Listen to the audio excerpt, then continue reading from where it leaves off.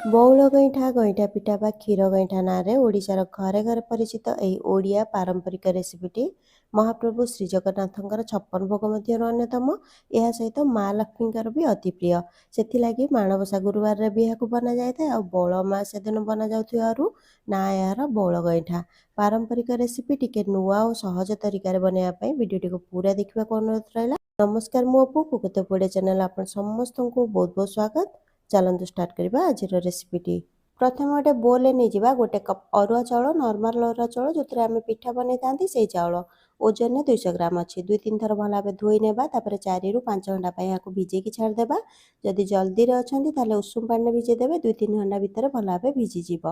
4-5 ଘଣ୍ଟା ପରେ ଦେଖନ୍ତୁ ଚାଉଳ ଭଲ ଭାବେ ଭିଜିଗଲାଣି। ତାକୁ ଛାଣିକି ଆମେ ଗୋଟେ ଜାଲିରେ ରଖିବା, ତାପରେ ଗୋଟେ ଗ୍ରାଇଣ୍ଡିଙ୍ଗ ଜାରରେ ଦେଇଦେବା। ଏମିତି ଛାଣିକି ନେଲେ ଚାଉଳକୁ ପିଠା ଭଲ ବନିବ, କାରଣ ଆମେ ପାଣି ମାପିକି ଦେବା ଏଥିରେ।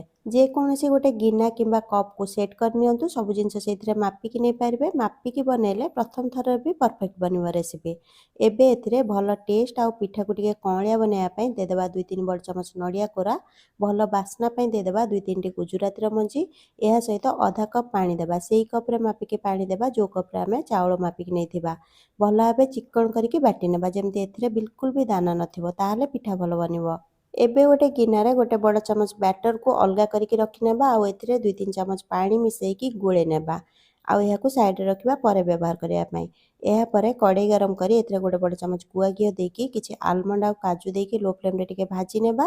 ଏହାପରେ ଏଥିରେ ଅଳ୍ପ କିସମିସ୍ ଦେଇକି ଟିକେ ଭାଜିକି ବାହାର କରିନେବା। ଡ୍ରାଏ ଫ୍ରୁଟ୍ସ ଆପଣଙ୍କୁ ଯେତିକି ପସନ୍ଦ ଥିବ, ଯେଉଁ ବି ଡ୍ରାଏ ଫ୍ରୁଟ୍ସ ପସନ୍ଦ ଥିବ ସେଇଟା ଦେଇପାରିବେ।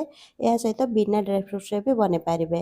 ଏବେ ଦେଖନ୍ତୁ କଡ଼େଇରେ ଟିକେ ଘିଅ ଅଛି, ଏଥିରେ ଦେଇଦେବା ଗୋଟେ କପ୍ କ୍ଷୀର, ମାନେ ଯେତିକି ଚାଉଳ ନେଇଥିଲେ ସେତିକି କ୍ଷୀର ଦେବା। ଆପଣ ଚାହିଁଲେ ପାଣିରେ ବି ବନେଇ ପାରିବେ, କ୍ଷୀରରେ ଜନ୍ତୁଣି ବନେଇଲେ ବେଶୀ ଭଲ ଟେଷ୍ଟ ଆସେ। ଏବେ ଏଥିରେ ଦେବା ଗୋଟେ ବଡ଼ ଚାମଚ ଚିନି ଆଉ 2-3 ଚିମଟା ଲୁଣ ଦେଇଦେବା ଆଉ କ୍ଷୀରକୁ ଟିକେ ଗୋଳେଇକି ଥରଟେ ଫୁଟି ଆସିବା ପାଇଁ ଦେବା। ଫ୍ଲେମ୍କୁ ଲୋରେ ରଖି ଗୋଟେ ହାତରେ ବ୍ୟାଟର ଢାଳିବା ଆଉ ଆର ହାତରେ ଲଗାତାର ଗୋଳେଇବା, ନହେଲେ ଜନ୍ତୁଣିରେ ଲମ୍ସ ବା ବିଣ୍ଡି ପରିକା ବନିଯିବ। ଧୀରେ ଧୀରେ ଏହାର କଲର୍ ଚେଞ୍ଜ ହେବ ଆଉ ଜନ୍ତୁଣି କଡ଼େଇକୁ ଛାଡ଼ିବାକୁ ଲାଗିବ। ହାତକୁ ଅଳ୍ପ ଓଦା କରିକି ଚେକ୍ କଲେ ହାତରେ ଦେଖିବେ ଆପଣ ଲାଗିବନି ବିଲକୁଲ ବି। ଆଉ ଯଦି ଏମିତି ଗୁଳା ବନେଇବେ ତାହେଲେ ସହଜରେ ଗୁଳା ବନିଯିବ।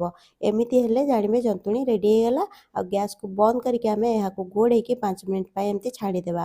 ଏମିତି କଲେ ଜନ୍ତୁଣି ଆଉ ଟିକେ ସିଝିଯିବ ଆଉ ପିଠା ନରମ ବନିବ।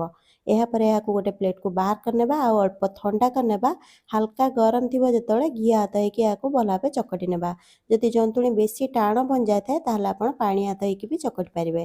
ପିଠା ଟିକେ ଛୋଟ ସାଇଜ୍ର ବନେଇବା, ତାହେଲେ ପିଠା ଖାଇବା ପାଇଁ ବେଶୀ ଭଲ ଟେଷ୍ଟ ଆସେ, କାରଣ ବେଶୀ ବଡ଼ ସାଇଜ୍ର ପିଠା ଭିତରୁ ଫିକା ଲାଗିଥାଏ।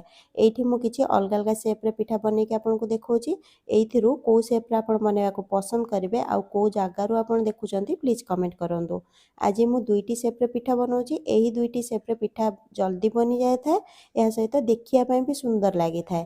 ଏହି ପିଠା ପରସ୍ପର ସହିତ ଲାଗେନି, ତ ଆପଣ ତା ଉପରେ ଉପରେ ଏହାକୁ ରଖିପାରିବେ।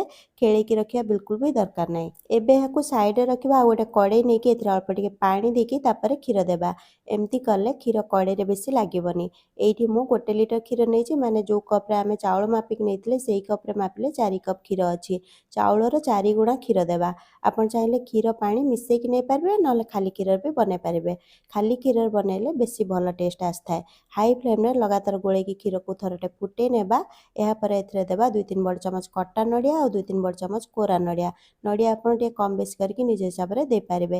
ଏହା ସହିତ 2 ଚିମଟା କେଶରକୁ ମୁଁ ଗରମ ପାଣିରେ 10 ମିନିଟ୍ ପାଇଁ ଭିଜେଇକି ରଖିଥିଲି, ସେଇଟା ଦେଇଦେଉଛି। ଭଲ କଲର୍ ଆଉ ବାସ୍ନା ପାଇଁ। ଏଇଟା ପୁରା ଅପସନାଲ୍ ଅଛି, ବିନା କେଶରରେ ବି ଆପଣ ବନେଇ ପାରିବେ। ଏହା ସହିତ ଦେଇଦେବା ପିଠା। ପିଠା ଦେଲାବେଳେ ଧ୍ୟାନ ରଖିବେ କ୍ଷୀର ଭଲ ଭାବେ ଫୁଟୁଥିବା ଦରକାର ଆଉ ଫ୍ଲେମ୍ ହାଇରେ ଥିବା ଦରକାର, ତାହେଲେ ପିଠା ଦେବେ। ଯଦି କମ୍ ଫ୍ଲେମ୍ରେ ଆପଣ ପିଠା ଦେଇଦେବେ କିମ୍ବା କ୍ଷୀର ଫୁଟିନି ପିଠା ଦେଇଦେବେ ତାହେଲେ ପିଠା ଖୋଲିଯିବ। ଏହା ସହିତ ଏଥିରେ ବଢ଼ିଆ ବାସ୍ନା ଆଣିବା ପାଇଁ 2ଟି ତେଜପତ୍ର ଦେଇକି ହାଲକା ହାତରେ ଥରଟେ ଗୋଳେଇ ନେବା। ଆଉ ଥରେ କ୍ଷୀର ଫୁଟିବା ପର୍ଯ୍ୟନ୍ତ ଏହାକୁ ହାଇ ଫ୍ଲେମ୍ରେ ରଖିବା। ଥରେ ଫୁଟିଗଲା ପରେ ଫ୍ଲେମ୍କୁ ମିଡ଼ିୟମ୍କୁ କରିକି 2ରୁ 3 ମିନିଟ୍ ପର୍ଯ୍ୟନ୍ତ ଛାଡ଼ିଦେବା। ତାପରେ ଆପଣ ଦେଖିବେ ପିଠା ଉପରକୁ ଭାସିବାକୁ ଲାଗିବ। ଏବେ ଏଥିରେ ଯେଉଁ ବ୍ୟାଟରରେ ପାଣି ମିଶାଇକି ଆମେ ରଖିଥିଲେ ଷ୍ଟାର୍ଟିଂରେ 1 ଚାମଚ, ସେଇଟା ଏଇଠି ଦେଇଦେବା। ଯଦି ଆପଣଙ୍କୁ ଟିକେ ଗାଢ଼ା ବନେଇବାର ଅଛି ତାହେଲେ 2 ଚାମଚ ବ୍ୟାଟରରେ ପାଣି ମିଶାଇକି ଆପଣ ଏଇଠି ଦେଇପାରିବେ। ବ୍ୟାଟର ଦେଲା ବେଳେ ଫ୍ଲେମ୍କୁ ଆମେ ଲୋରେ ରଖିବା। ଦେଇସାରିଲା ପରେ ଲଗାତାର ଗୋଳେଇବା 2 ମିନିଟ୍ ପର୍ଯ୍ୟନ୍ତ। ଏମିତି କଲେ ଯେଉଁ ବ୍ୟାଟର ଆମେ ଦେଲେ ସେଇଟା କ୍ଷୀରରେ ଭଲ ଭାବେ ମିଶିଯିବ, ଲମ୍ପସ୍ ବା ବିଣ୍ଡି ପରିକା ବନିବନି। ଏହାପରେ ଏଥିରେ ଦେବା 2-3 ଚିମୁଟା ଲୁଣ। ଟିକେ ଲୁଣ ଦେଲେ ମିଠା ଜିନିଷର ଟେଷ୍ଟ ଆଉ ଟିକେ ବଢ଼ି ଯାଇଥାଏ। ଏହା ସହିତ ଯେଉଁ କପ୍ରେ ଚାଉଳ ମାପିଥିଲେ ସେଇ କପ୍ରେ ମାପିକି ଅଧା କପ୍ ମାନେ 100 ଗ୍ରାମ ଚିନି ମୁଁ ଦେଉଛି। ଆପଣ ଚାହିଁଲେ ଟିକେ କମ୍ ବେଶୀ ନିଜ ହିସାବରେ ଦେଇପାରିବେ। ଏହା ସହିତ ଯେଉଁ ଡ୍ରାଏ ଫ୍ରୁଟ୍ସ ଭାଜିକି ରଖିଥିଲେ ସେଇଥିରୁ ଅଳ୍ପ ଟିକେ ଗାର୍ନିସିଂ ପାଇଁ ରଖିକି ଏଥିରେ ଦେଇଦେବା। ଚିନି ଦେଲା ପରେ ଦେଖିବେ କ୍ଷୀରି ଟିକେ ପତଳା ହେଇଯିବ। ସେଥିଲାଗି 2ରୁ 3 ମିନିଟ୍ ପର୍ଯ୍ୟନ୍ତ ମିଡ଼ିୟମ୍ ଫ୍ଲେମ୍ରେ ରାନ୍ଧି ନେବା। 2-3 ମିନିଟ୍ ପରେ ଦେଖନ୍ତୁ ଏତିକି ଗାଢ଼ା ଅଛି ଗଇଁଠା କ୍ଷୀରି। ଥଣ୍ଡା ହେଲା ପରେ ଆହୁରି ଗାଢ଼ା ହେଇଯିବ। ସେଥିଲାଗି ମୁଁ ଆଉ କୁକ୍ କରୁନି। ଯଦି ଆପଣ ଚାହିଁବେ ଟିକେ ଅଧିକ କୁକ୍ କରିପାରିବେ ଯଦି ଆପଣଙ୍କୁ ବେଶୀ ଗାଢ଼ା କ୍ଷୀରି ପସନ୍ଦ। ଏଇଠି ଆପଣ ପିଠା ସିଝିଛି ନା ନାହିଁ ଚେକ୍ କରିବା ପାଇଁ ପିଠାକୁ ଟିକେ ଥଣ୍ଡା କରିକି ଏମିତି ଦବେଇକି ଦେଖିବେ। ଏମିତି ରବର ବଲ୍ ପରି ଦବୁଥିବ ଆଉ ହାତରେ ଭାଙ୍ଗିଲେ ପୁରା ନରମ ଥିବ। ଯଦି କମ୍ ସିଝିଥିବ ପିଠା ତାହେଲେ ନରମ ଥିବ କିନ୍ତୁ ସ୍ପଞ୍ଜି ବନିବନି। ଏବେ ଏଥିରେ ବଢ଼ିଆ ବାସ୍ନା ଆଉ ମିଠା ଟେଷ୍ଟକୁ ଟିକେ ବାଲାନ୍ସ କରିବା ପାଇଁ 8-10ଟି ଗୋଲମରିଚ ଆଉ 4-5ଟି ଗୁଜୁରାତିକୁ ଗୁଣ୍ଡ କରିକି ଦେଇଦେବା। ଏମିତି ତରିକାରେ ଏଥର ବଉଳ ଅମାବାସ୍ୟାରେ ଥରେ ବନେଇକି ଦେଖନ୍ତୁ। ରେସିପି ବିଷୟରେ ନିଜ ମତାମତ ଜଣାଇବାକୁ ଅନୁରୋଧ ରହିଲା। ପୁଣି ଦେଖା ହେବ ଆଉ ଗୋଟେ ନୂଆ ରେସିପିରେ। ସେ ପର୍ଯ୍ୟନ୍ତ ଖୁସି ରୁହନ୍ତୁ, ହେଲ୍ଦି ରୁହନ୍ତୁ ଆଉ ସେଫ୍ ରୁହନ୍ତୁ।